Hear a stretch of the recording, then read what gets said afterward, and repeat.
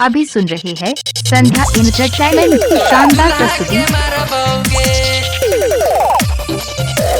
Music director Nitish तोरा दुल्हा के मारबोगे कलक के राती ए तो बाराती पता चलइबोगे। तोरा दुल्हा के मारबोगे कलक के राती ए तो बाराती पता चलइबोगे।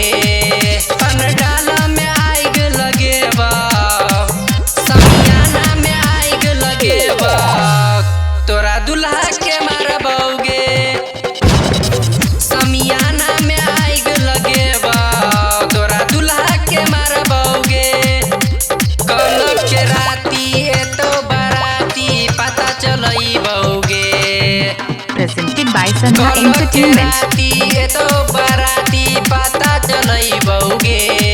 पंडाल में आग लगेबा समियाना में आग लगेबा तोरा दुल्हा के मारबोगे समियाना में आग लगेबा तोरा दुल्हा के मारबोगे।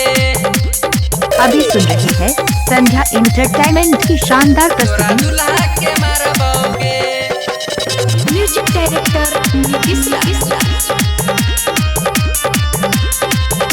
जियो रंगबाज छोड़ी छौहे के पाता तोरा दुल्हा के कर देबो वही पाता। जियो रंगबाज छोड़ी छौहे के पाता तोरा दुल्हा के कर देबो वही पाता। माई बाप भाई तोहर कोई न बोलतो माई बाप भाई तोहर कोई न बोलतो तो पंडाल में आगो लगेबा के छोरी तोरा समियाना में आगो लगेबा तोरा दुल्हा के मारबोगे समियाना में आगो लगेबा तोरा दुल्हा के मारबोगे समियाना में आगो लगेबा तोरा दुल्हा के मारबोगे। अभी सुन रहे हैं संध्या एंटरटेनमेंट की शानदार प्रस्तुति। तोरा दुल्हा के मारबोगे म्यूजिक डायरेक्टर नीतीश जिंदगी के कर देबो हमहु खराब गे पिए कत एबो हमहु शराब गे। जिंदगी के कर देबो हमहु खराब गे पिए कत एबो हमहु शराब गे।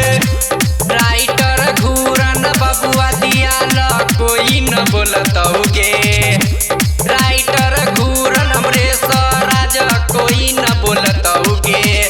रपन डालो में आग लगेबा गे तोरा समियाना में आग लगेबा गे तोरा दुल्हा के मारबोगे तोरा मरबा में आग लगेबा तोरा बोरो के मारबोगे तोरा दुल्हा के मारबोगे।